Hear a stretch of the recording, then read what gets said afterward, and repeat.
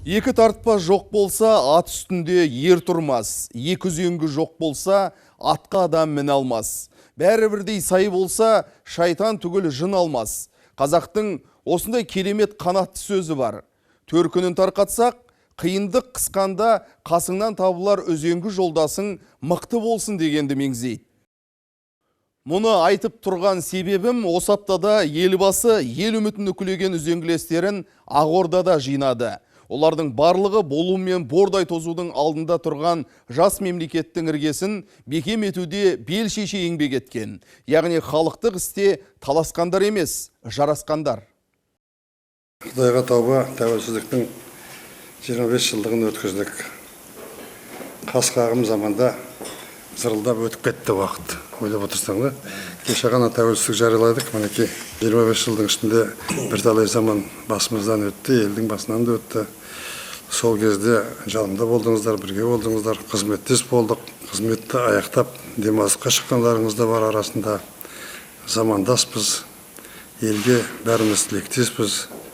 Енді бір межеден өттік, бір төбеге шықтық деп айтуға болады. Елімізді белгілі қылдық, экономикасын көтердік. Қазақстанымызды сыйлы мемлекет ретінде таныта білдік. Қазіргі істейтін шаруамыз бұрынғыдан басқаша. Оңай емес. Осылардың төңірегінде ойларыңызды білу үшін бір шайға шақырып отырмын. Біріншіден. Екіншіден, ұмытып кетті деп айтпасын деп, сендермен тағы да бір жүздесіп,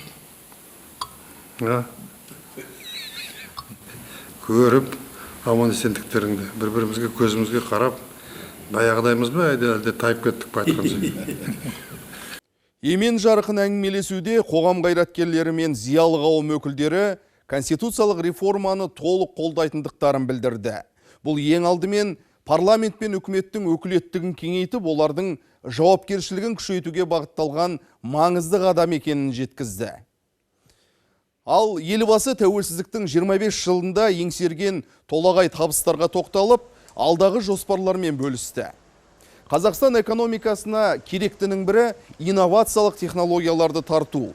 Егер бұл шараларға қаражат бөлмесек, онда бізге әлемдік жаңа экономикалық құрылымнан тысқары қалу қаупі төнуі мүмкін екені ескеріліп, біраз шаруаның жедел түрде қолға алынып жатқанын айтты. Сондай-ақ мемлекет басшысы елімізде жаппай өндірісті дамытуға маңызды қадамдар жасалғанын да атап өтті. Жаңашылдықтар енгізу арқылы еңбек өнімділігін арттырған жөн. Ғылымның озық жетістіктерін өндіріске жеткізу үшін жетекші жоғары оқу орындарының жанынан ғылыми зерттеу институттары құрылмақ. Оларға жүйелі қолдау да көрсетіледі. Мұндай ғылыми зерттеу институттарын Алатау инновациялық технологиялар паркі мен Назарбаев университетінің жанынан құруға қазірдің өзінде мүмкіндік барын айтты елбасы. Осы тұста айта кеткен жөн, Нұрсұлтан Назарбаевтың экономиканы жаңғырту жолындағы бастамаларын Евразия даму банкі де жоғары бағалайды. Олар Қазақстанның үшінші жаңғыруын жаһандануда жұтылмаудың ұтымды шешімі деп ұйғарып отыр. Я считаю, это абсолютно правильно. Менің ойымша, шикізатқа тәуелділіктен арылу дұрыс шешім. Егер экономиканың 50% мұнай мен газдан түскен табыстан тұрса, бұл айтарлықтай қауіпті. Бұған инвесторлар да мән береді, себебі тәуекел бар. Сондықтан экономиканы жаңғырту жөніндегі міндеттің маңызы зор. Евразия даму банкінің басқарма төрағасы Дмитрий Панкин арнамызға берген эксклюзивті сұхбатында биыл Қазақстанның 30 жобасын қаржыландыруды жоспарлап отырғанын айтты. Инвестиция көлемі шамамен $1 миллиард.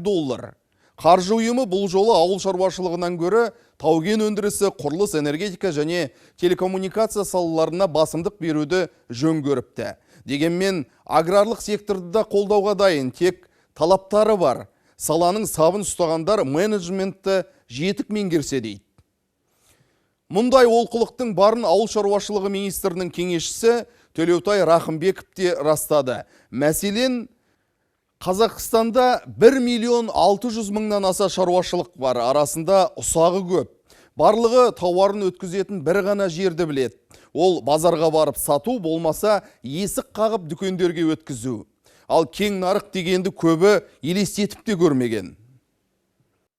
До сих пор никак не могут поменять менталитет. Біздің шаруалардың менталитетін өзгерту керек. Базар мен ауқымы кең нарықтың екеуінің айырмашылығы жер мен көкте. Ұсақ шаруаның азғантай өнімі жиналып өңделгенше бірнеше қолдан өтеді. Делдалдар көп. Басқару жүйесінде жетілмеген кемшін тұстың барын әрине жасырмаймыз. Бірақ жапырағы қамқадай, топырағы торқадай оңтүстік жұрты жеміс өсірудің жөнінде, төрт түліктің тілінде өзгеден жүйрік білмесе кем түспесіне кепілдік береміз. Облыс диқандары былтыр егіс көлемін 13 мың гектарға ұлғайтып, 633 мың тоннаға жуық дәнді дақыл жинаған. Бұл көрсеткіш 2015 жылмен салыстырғанда 8,9%-ға көп. Және түсім көлемін тәуелсіздіктің 25 жылында болмаған рекордтық деңгейге жеткізіпті. Яғни 1 гектардан орташа 25,1 центнерге дейін өнім алған. Осы тақылеттес өңірдің өткен жылғы жетістіктері мен 2021 жылға дейінгі әлеуметтік экономикалық даму жоспары жайында Оңтүстік Қазақстан облысының әкімі Жансейіт Түймебаев мемлекет басшысының алдында баяндама жасады.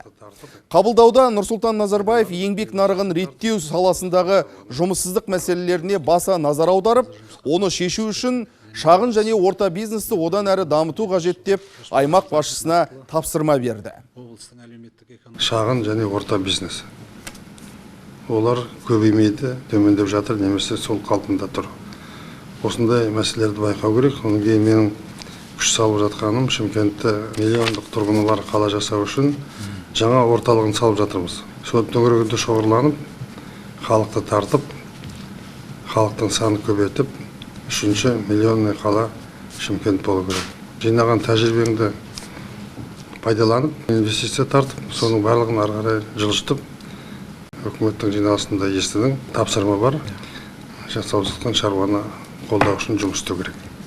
2016 жылы облыста бизнестің жол картасы 2020 бағдарламасы аясында 303 жобаға қолдау көрсетіліп, 2126 жұмыс орны құрылған.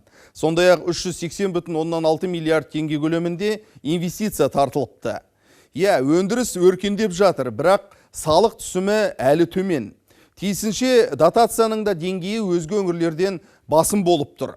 Сондықтан өнеркәсіп, ауыл шаруашылығы мен мал шаруашылығы салаларын дамыту, инвестициялық тартымдылықты арттыру істерін күн тәртібіне қою керек деп міндет жүктеді елбасы.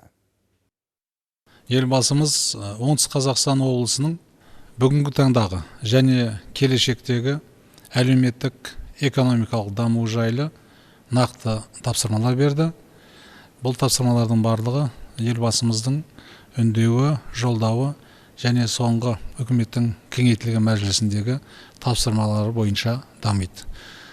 Негізгі ауырлық беретін мәселелер ол ауыл шаруашылығын дамыту, мал шаруашылығын дамыту және өнеркәсіп өндірісін дамыту. Осы салалар бойынша оңтүстіктің потенциалының мол екендігі айтылды. Өрісі кең өндірісті аймақтардың бірі Ақтөбе. Мұндағы атқарушы билік 2016 жылы түрлі халықаралық ұйымдарды тарту арқылы 6 өнеркәсіпті іске қосып, 600-дей адамды жұмыссыздықтан құтқарған. Сондай-ақ өңірге өткен жылы Нұрлы жол бағдарламасы бойынша 18 миллиард теңге бөлінген болатын. Соның 99,2% егеріліп, нәтижесінде 65 инвестициялық жобаның 31-і жүзеге асыпты. Сонымен былтырдан қалғаны бар, биылғы қосылғаны бар, бас аяғы тағы 48 жоба жоспарда жазулы. Осы аптада президент Ақтөбе облысының әкімі Бердібек Сапарбаевты қабылдады. Кездесуде кешегі мен бүгінгі істің бүге-шігесі түгел таразыланды. Ақтөбе облысы өндеген өндірісті өлкенің біреуі. Халқын көбейтеміз деп жұмыс істеп жатырмыз. Бірақ облыстың Қазақстанның жалпы экономиканы қосатын бөлігі азайып келе жатыр жылдан жылға. Оған неге байланысты екен, не істеуіміз керек, соны қарау керек. Жалпы егерде Қазақстанның экономикасы тез өсіп жатыр, сендер өспей жатырсың десең, ол бір басқа. Өңірде қандай өңдейтін өндірістердің дамуы бар, бұны айттық қой кездесінде. 115% болды. Барлық көрсеткіштеріміздің былтырғыдан жоғары. Шағын орта бизнесті 50%-ке дейін облыстарға да жатады. Облыста да солай болу керек. Сондықтан қалай болып жатыр? Қазір бізде 30% былтырғыменен салыстырғанда өсім бар. Бала бақшаларды салуда өсіп келе жатыр, жақсы. бірақ 36 мың бала облыста тұр кезекте. Апатты мектептер бар әлі.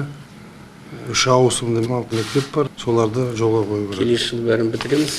Облыстың ішіндегі автожолдардың сапасы да онша емес. Соларда нағыз керекті нәрселер ғой елге. Иә. Осы мәселелерге көңіл бөл.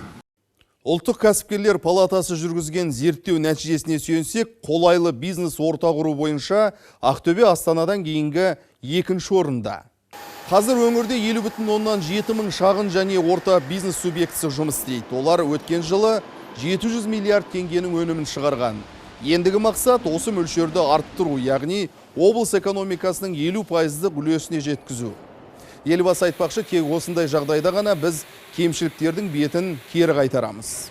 Жалпы әлеуметтік экономикалық көрсеткіштер біздің облыста 2015 жылменен салыстырғанда жоғары. Ең негізгісі дағдарысқа қарамастан біз жұмыссыздардың санын өсуге жол берген жоқпыз. Еңбекақыдан, жәрдемақыдан, зейнетақыдан ешқандай қарыз жоқ. Мемлекет басшысының берген тапсырмалары, мемлекеттік бағдарламалар дер кезінде орындалып жатыр. Берілген қаржы толығыменен игерілді. Жалпы саяси әлеуметтік жағдай тиыш.